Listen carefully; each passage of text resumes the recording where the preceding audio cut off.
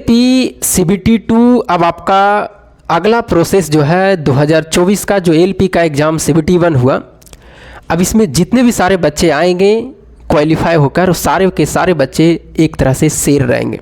अब उससे आपको आगे निकलना है, कैसे तैयारी होनी चाहिए, उस रणनीति पे बात करेंगे। अगर उस रणनीति को आपको अच्छी आती है, अच्छा लगता है, कमेंट करिएगा कि हाँ सर बिल्कुल सही है, क्योंकि तैयारी मेहनत आपको ही करना है। जिस तरह से मैं कह रहा हूँ वो एक तरह से सजेशन है, और कुछ हो सकेगा तो मैं हेल्प भी करते जाऊँगा। अब आइए बात करें सबसे पहले, अभी जो भर्ती अभी चल रही है, आपका 29 नवंबर आज है और आपका आज लास्ट एग्ज़ाम है। कुछ सेंटर पे कैंसिल हुआ तो उसका लगभग 6 से 7 दिसंबर तक आपका मतलब 5-6 दिन के अंदर में हो जाएगा, उसका भी नोटिस आ जाएंगे। और जैसे ही सारे एग्ज़ाम हो जाएंगे जो कैंसिल हुए एग्ज़ाम, उससे 5 दिन मान लीजिएगा, 5 दिन के बाद आपका आंसर किया जाएगा। अगर मान लीजिए 6 तारीख तक हो जाता है, 6 दिसंबर तक, तो 10 से 11 दिसंबर तक आपका आंसर किया आ जाएंगे। मतलब जब सारा एग्ज़ाम हो जाएंगे, जो भी कैंसिल हुआ उसके 5-6 दिन बाद आपका आंसर किया जाएगा, ये आप निश्चित मानिए। अब आइए, जो भी आप अटेम्प्ट किए हैं, कितने मार्क्स आ रहे हैं, आपको खुद अब 10 दिन के बाद पता चल जाएगा। ज़्यादा दिन अब है नहीं, वेट करिए कितने मार्क्स आपको आएंगे। उससे पहले जिसका लगता है कि नहीं मेरा 90% रिजल्ट होगा CBT1 में, जिसका डाउट बिल्कुल नहीं है, अब उस रणनीति पे चर्चा करिए कि आगे हमको क्या करना है, क्योंकि बैठने से कोई फ़ायदा नहीं है। और जिसका रिजल्ट नहीं भी होने की उम्मीद है, वो क्या करेंगे, इसमें भी हम बात करेंगे इस वीडियो में। देखिए, अभी आपके सामने ALP CBT2 देंगे, क्योंकि CBT1 तो हो चुका। टेक्नीशियन आपका 3 आपका एग्ज़ाम होंगे, जो 20 दिसंबर से शायद आपका होने वाले हैं, या 21 दिसंबर से, जो लगभग 29 दिसंबर तक चलेगी। अब दोनों में जॉब दोनों बेटर है। ALP पैसे के मामले में अच्छा है, और टेक्नीशियन आपकी ज़िंदगी के मामले में अच्छा है। पैसा इसमें थोड़ा सा कम है, लेकिन जॉब दोनों ही अच्छी है, बेहतर है। अब आपको क्या करना है कि अभी आपका एग्ज़ाम टेक्नीशियन 3 है और आपका CBT2 होने वाला है। इनका बच्चा तैयारी करेगा। जो CBT2 होंगे, CBT2 में 2 फेज हो जाएंगे। एक आपका साइको है, साइको का भी आप छोड़ दीजिए कि साइको होंगे, उसके आपको अभी छोड़ दीजिए, चिंता नहीं करना है। वो पहले आपको CBT2 में जो आपका पार्ट A है और पार्ट B है, इसको अभी चिंता करना है कि इसमें मैक्सिमम मार्क कैसे लाएं, क्योंकि जब मैक्सिमम मार्क्स लाइएगा तभी आपको गौर से सुनना है सारी बातों को, तब आपको जा कर के समझ में आएंगी। अगर बीच में वीडियो छोड़िएगा तो बिल्कुल नहीं समझ में आएगा कि मैं क्या बताना चाह रहा हूँ, टाइम लगेंगे थोड़ा सा। इसमें आपको साइको पर अभी ध्यान नहीं देना, ये लास्ट स्टेज रहेगा एग्जाम का ALP का। इसके बाद एक और बचेगा आपका मेडिकल, जो कि वो अंतिम में होगा, उसको भी अभी आपको टेंशन नहीं लेना है।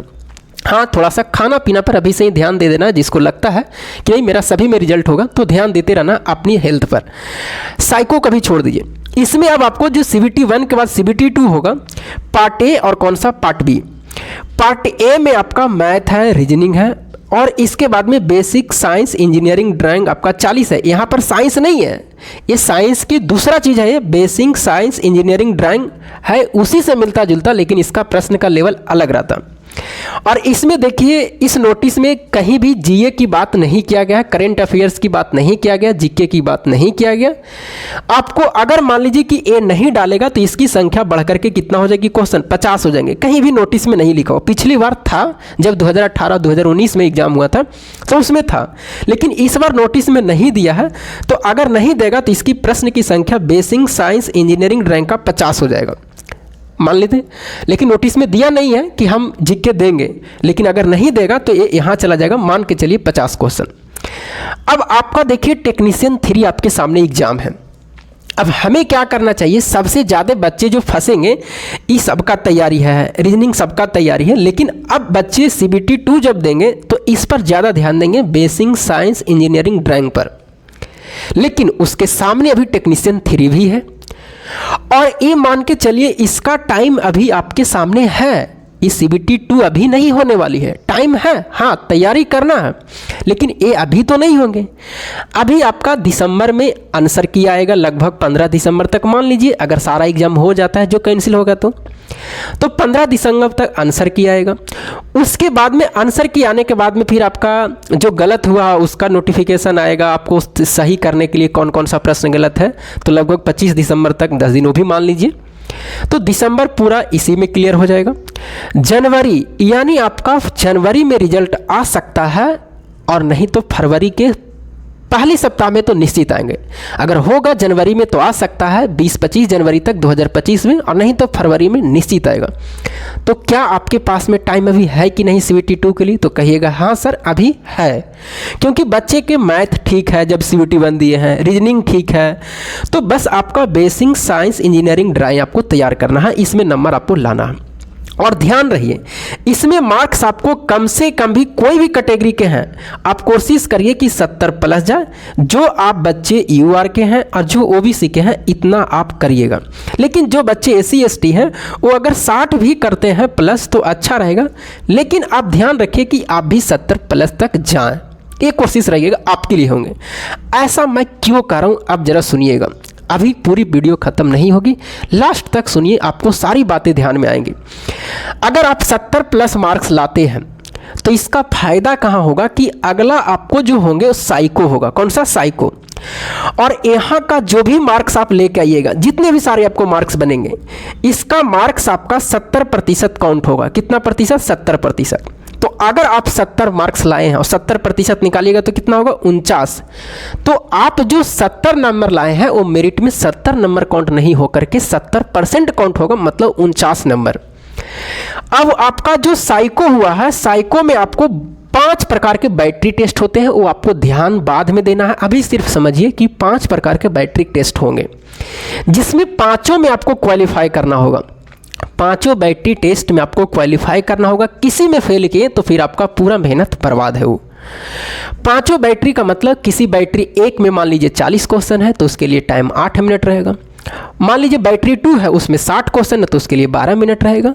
फिर बैटरी 3 में 40 क्वेश्चन, फिर 30 क्वेश्चन, इस तरह से करके 5 बैटरी टेस्ट होंगे। सबका समय अलग अलग रहेगा, सभी बैटरी में आपको पास होना है। और यहाँ से जो भी नंबर आप लाइएगा CBT आपको साइको में जो भी नंबर लाए, तो इसमें टोटल आपका T स्कोर निकाल करके टोटल जो मार्क्स होता है वो टोटल मार्क्स इसमें होते हैं साइको का 30 मार्क्स। लेकिन 30 मार्क्स तो किसी को आता नहीं है। अगर आप सब बैट्रिक में पास हो गए हैं तो आपका मिनिमम जो मार्क्स आएगा, मिनिमम मार्क्स वो आपको 18 मार्क्स आएंगे अगर सब में पास कर गए हैं तो।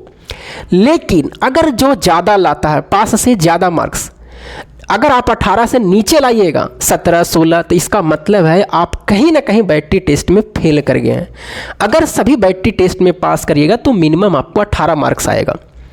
और आप जोड़िए, अगर सब में पास करते हैं, टोटल जो आपको साइको होंगे वो 300 नंबर, 400 नंबर, वो सब अलग है, लेकिन टोटल मिला करके 30 नंबर तक आता है। वो आपको बाद में चीज़ें समझ में आएगी। 30 नंबर के टोटल होंगे, उसमें आपको मिनिमम 18 मार्क्स लाना है, तभी आप सभी बैटरी टेस्ट में पास हुए हैं। अब जोड़िए 49 और 18 कितना होगा? तो 9, 8, 17 और उसके बाद में कितना हो गया? इसको 18 प्लस करेंगे तो, और उसके बाद में 4, 1, 5, 1, 6, यानी 67 मार्क्स। और देखिए 67 मार्क्स आ रहा है। और आप पिछले बार का मेरिट देखिएगा तो किसी में 50, किसी में 55, किसी में 58, इस तरह से गया था 2018-19 में। इस बार सीट कम है तो इतना तो जाएगा, 60 प्लस तो जाएगा। और कोई बच्चा सोचेगा कि सर हम यहाँ मार्क्स ना गेन करके, 70% ना गेन करके क्या इसको नहीं बढ़ा सकते? तो नहीं बाबू, यहाँ नहीं बढ़ेगा। जो भी मैक्सिमम बच्चे आएंगे 18 लाएगा, कोई 19 बच्चा लाएगा, कोई 20 लाएगा, कोई 21 लाएगा, बस 22 बहुत बच्चे के जाएगा, इससे ज़्यादा नहीं जाएगा। इसी में वैरी करेगा बच्चे का मार्क्स, किसी का 18, किसी का 19, जो ज़्यादा सबसे तेज है 20 और सबसे तेज है 21। 22 किसी को नहीं आएगा, 23 भी किसी को नहीं, 24 भी किसी को नहीं, 25 भी किसी को नहीं। अगर आएगा भी तो 100 गो में, 200 गो में एक आगो के, 300 में एक आगो दूगो के, इस तरह से करके आएगा। लेकिन मैक्सिमम बच्चे का 18, उसके बाद में 19, उसके बाद में 20, फिर 21, इतना मार्क्स से ज़्यादा नहीं आएंगे। तो यहाँ पर आप मार्क्स नहीं बढ़ा सकते हैं। 21 के बाद 22 लाने में आपको बिल्कुल नहीं, बहुत मेहनत करिएगा तब जा कर के साइको में उतना आएंगे। तो यहाँ तो मार्क्स बढ़ाना मुश्किल है, 25 से ज़्यादा जाएगा ही नहीं, क्योंकि कितनों भी कर लीजिए आप, तो मार्क्स आपको यहाँ ही बढ़ाना है। और आपको जब भी मेरिट लगेगी, किसी भी जोन में है आप, UR के मान के चलिए 62-63 जाएगा ही जाएगा। और अगर 62-63 जाने का मतलब है यहाँ मार्क्स गेन करना ही पड़ेंगे, उसी में आपको 2-3 नंबर इधर उधर करना। देखिए ये अनुमान है, ये नहीं कि मैं कटअप बता दिया हूँ आपको। अगर यहाँ मार्क्स ज़्यादा करते हैं, 70% मार्क्स लाते हैं तो आपका हो जाएंगे। अब ज़रा सुनिएगा, मैथ में आपको कितने हैं 25, रीजनिंग में कितने हैं 25, तो हो जाएंगे 20-20 तो ला सकते हैं ना। यहाँ पर 20, यहाँ पर 20 है, यहाँ पर आप कम से कम 25 तो ला सकते हैं ना। तो 20 यहाँ 40 और 25 कितना हो गया 65 हो गया। और उसके बाद में 2-4 नंबर इधर से तो आ जाएंगे। तो इस तरह से आपको सोचना है।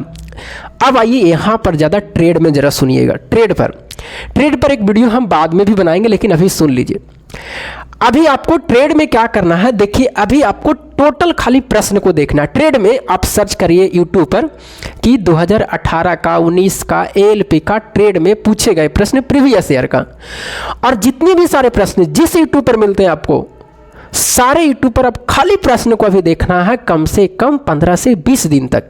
खाली प्रश्न को यही देखना, कुछ नहीं करना, ना किसी टीचर को अभी खरीदना है, ना किसी को बैच लेना है। हाँ, अब कहिएगा सर आप फेल करने के लिए बता रहे, नहीं, ये बैच आपको ट्रेड का खरीदना ही पड़ेगा। किसी को खरीदिए, खरीदना ही पड़ेगा। किसी को 200 में, कोई 250 में, कोई 300 में, किसी का बुक से पढ़ करके। तो ये काम करना तो पड़ेगा, लेकिन वो काम अभी नहीं करना है, टाइम है। अभी सभी टीचर चालू करेंगे, ये सब करेंगे, जिसको अच्छा लगेगा उसको देखिएगा, जज करिएगा। उसके बाद में आपको क्या करना है कि आपको उसके बाद में अभी क्या करना है, सिर्फ जो पिछले पूछे गए प्रश्न है उसको देखना है 2-3-4 चैनल पर, जहां से मिले वहां से देखना है, सर्च करना है यूट्यूब पर। खाली प्रश्न को देखना है, किसका, ट्रेड का। आपका फिटर है तो फिटर का सर्च करिए, इलेक्ट्रीशियन है इलेक्ट्रीशियन का सर्च करिए। किसी का भी कोर्स पर ध्यान नहीं देना है। जो पहले प्रीवियस ईयर में ट्रेड पूछा गया है वो काम अभी 15 से 20 दिन करना है। हम भी अभी वही काम करेंगे। अभी किसी का कोई बैच पर ध्यान नहीं, क्योंकि टाइम है। ऐसा नहीं है कि 5 दिन 20 दिन आपको टाइम बच रहा, अभी रिजल्ट आएगा उसके बाद में करना। लेकिन ऐसा क्यों कर रहे हैं, अब आपको ज़रा समझ में आएंगे। आपके सामने टेक्नीशियन 3 है। कौन है टेक्नीशियन 3? तो अभी आप ट्रेड के लिए क्या देख रहे हैं, सिर्फ प्रश्न को देख रहे हैं, एक वीडियो डेली देख रहे हैं। आपको ये 15 से 20 दिन काम करना है, तब तक आपका आंसर की तक भी आ जाएंगे, और भी पता भी चल जाएगा कि रिजल्ट होगा कि नहीं होगा, कितना मार्क्स बन रहे हैं। उस बीच में क्या करना है, आपका टेक्नीशियन 3 का एग्जाम तुरंत आ जाएगा, 15 से 20 दिन में तुरंत आ जाएगा। अब ध्यान दीजिए, यहाँ पर आपका मैथ भी है, रीजनिंग भी है, और यहाँ पर जनरल साइंस देखिए कितने हैं, 40 नंबर के, और करेंट अफेयर इसमें रहेगा तो इसको तो गोली ही मार दीजिए। अगर 2-4 नंबर भी आ जाता है, 2 से 4 नंबर, तो समझिए कि अच्छा है, जो 4 नंबर भी आ जाएगा तो। लेकिन 25 में यहाँ 20 आएगा, यहाँ 20 भी मान लीजिए, और यहाँ अगर आप 30 मार्क्स कर लेते हैं तो 20-20 40 और 30 70 और 4 74, मतलब यहाँ भी आप 75 प्लस जा रहे हैं, और इतना कर देते हैं तो टेक्नीशियन में आपको जॉब फिक्स है। लेकिन सबसे ज़्यादा बच्चा यहीं पर गड़बड़ाएगा। जनरल साइंस जो 40 मार्क्स है, ये आपका इंटर लेवल का एग्ज़ाम है, और इंटर लेवल के एग्ज़ाम में आप देख रहे हैं कि एएलपी का CBT 1 आप दिए हैं। कहाँ से पूछा गया, तो NCERT से पूछा गया है, लाइन बाई लाइन करके पूछा गया है। जो एग्ज़ाम दिए होंगे उनको खुद पता होगा कि प्रश्न कहाँ से आया है। टीचर को देखना है, जो प्रश्न लाता है, जो बताता है, उसको देखना है। लेकिन आपको NCERT खुद पढ़ना है 2 बार 4 बार 5 बार, 9th क्लास और 10th क्लास। ज़्यादा आपको 10th क्लास को पढ़ना है, 9th क्लास को एक बार ही पढ़ लिए अच्छा है, शांति माइंड से ढंग से पढ़नी है। लेकिन 10th क्लास वाले NCERT अभी इस बात को मजाक लग रहा है, और CBT 1 में आप धोखा खा चुके हैं कि हाँ NCERT से था कि नहीं था, ये खुद आप जान रहे होंगे।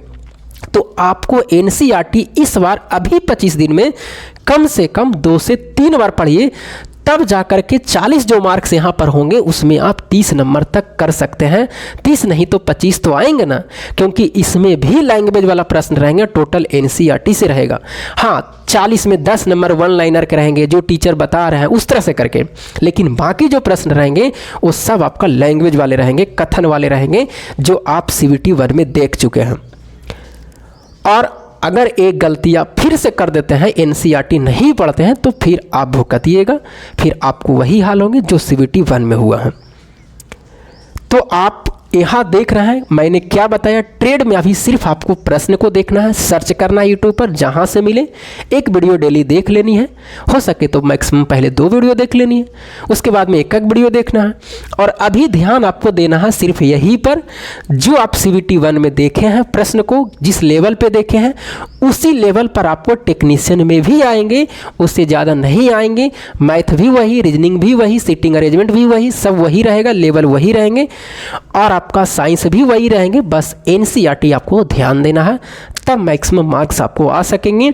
और अगर यहाँ कर लेते हैं, सिर्फ एक ही एग्ज़ाम है, उसके बाद डायरेक्ट मेडिकल है, तो फिर आपका जॉब हो जाएंगे, निश्चित हो जाएंगे। क्योंकि बाबू ALP में बहुत झोल-झाल अभी है, क्योंकि अभी CBT 2 है, साइको है, मेडिकल भी उतना हार्ड है।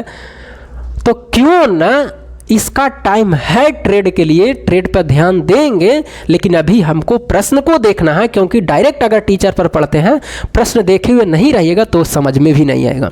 और अगर 15 दिन प्रश्न देख लेते हैं, 20 वीडियो देख लेते हैं प्रीवियस ईयर का, कुछ ट्रेड का प्रश्न जो टीचर ला रहे हैं, सिर्फ प्रश्न को देखना, ऑब्जेक्टिव को, तो आपको ट्रेड भी समझ में आएगा कि हाँ किस तरह से तैयारी करना है। और टाइम है ट्रेड के लिए, उसके लिए अभी आपको टेक्नीशियन 3 आपके सामने सर पर एग्जाम है 15 से 20 दिन में। आप NCERT जरूर पढ़िएगा। GS में मैथ रीजनिंग तो सबको अच्छा रहता, जिसका मैथ रीजनिंग नहीं अच्छा तो देख रहे हैं CBT 1 दिए तो आपको तो पता होगा, क्योंकि टेक्नीशियन 3 वही देंगे जो बच्चे ALP में दिए हैं। हाँ, कुछ बच्चे PCM वाले रहेंगे, क्योंकि ITI वाला है, ई वाला टेक्नीशियन 3 है, तो जो बच्चे LP का एग्ज़ाम दिए हैं वो टेक्नीशियन 3 का देंगे, उसमें PCM वाला भी रहेंगे। भले PCM वाला LP में नहीं दिए, तो जो बच्चे PCM वाले हैं वो ध्यान दीजिए मेरी बात को, आप जनरल साइंस NCERT पढ़िए, बाकी मैथ रीजनिंग आपको अच्छा करना है। बाकी मैथ रीजनिंग आप जो बच्चे दिए हैं उसको पता होगा कहाँ से पूछा जा रहा है जो। तो चलिए, मैंने आपको बताया है आपको कहाँ से करना है, किस चीज़ पर ज़्यादा ध्यान देना है कि आपको जॉब लगे, और आपको जज करना है। नहीं तो यूट्यूब पर बहुत सारे थंबनेल में ऐसे लिख देंगे, इतना दिन में तैयारी, 20 दिन में तैयारी, हेक तैयारी, अब एग्जाम मोड है, मिशन मोड में है, ऐसे है वैसे है, थंबनेल में ऐसे कर देते हैं और बच्चे उसी को ज़्यादा लाइक करते हैं। अब इस तैयारी में अब NCERT का जो प्रश्न है, हम कोशिश करते हैं इसको एक वीडियो हम लगभग डाले जब हमको समय मिले, अभी 20-25 दिन टाइम है, और NCERT का जो भी थॉट है वो आपके सामने रिप्रेजेंट करें और आपको याद कराते हुए चले। अगर हमें टाइम मिलता है तो देखते हैं, अगर उसमें आपकी सपोर्ट रहे तो आप कमेंट करिए कि हाँ सर NCERT को आप हमें चैप्टर वाइज करके एक दिन में एक ही बताइए, लेकिन समझा दीजिए और कहाँ से प्रश्न पूछा जाता है। मैंने जहाँ से टिक लगाया था पहले पढ़ा था वहीं से प्रश्न डाला है, मेरे बुक में VVI लिखा हुआ है। और अगर आप नहीं ध्यान दीजिएगा तो फिर आप धोखा करिएगा। आप हमें कमेंट करिए, सहयोग करिए, देखिए, और अगर वो बच्चे को अगर लगेगी कि नहीं ठीक बता रहे हैं कमेंट के हिसाब से, तो मैं टाइम निकाल के रात में भी NCERT पर ध्यान दूंगा, क्योंकि मेरा खुद एग्ज़ाम है टेक्नीशियन का, तो मैं दूंगा। बाकी बच्चे का कुछ कमेंट है उसके बाद में हम लेंगे अगले वीडियो में, बहुत वीडियो लंबा हो जाएगा कि आप जॉब में हैं तो क्या ऐसे सीट भाल रहे हैं, तो ये सब हम बाद में देखेंगे। तो चलिए, बाकी आपको समझ में आ गया हो गया, बढ़िया से सोच लीजिए और समझ लीजिए कि क्या करना है नहीं करना, ये मेरी रणनीति है, बाकी आपकी रणनीति क्या है आप समझिए। जो भले टेक्नीशियन नहीं भरे हैं तो फिर आप बिल्कुल ALP पर ध्यान दीजिए, जो आपका शुरू से है उसी पर ध्यान दीजिए। बाकी आपका अगला NTPC में है, तो कोई बच्चे NTPC में भी कमेंट करेंगे तो NTPC के लिए बाद में बताएंगे, जो आपको NTPC के लिए है उसके लिए अभी नहीं है, उसका भी टाइम है, पहले इस चीज़ों पर देख लेते हैं उसके बाद में। बाकी NTPC के लिए आप GK पढ़ते रहिए, क्योंकि मैथ रीजनिंग यहाँ भी है वहाँ भी है, सिर्फ आप GK, वहाँ साइंस नहीं है, जितना हो सके GK पढ़िए, इकोनॉमिक्स, पॉलिटी और हिस्ट्री और करेंट अफेयर्स। तब तक के लिए जय हिंद,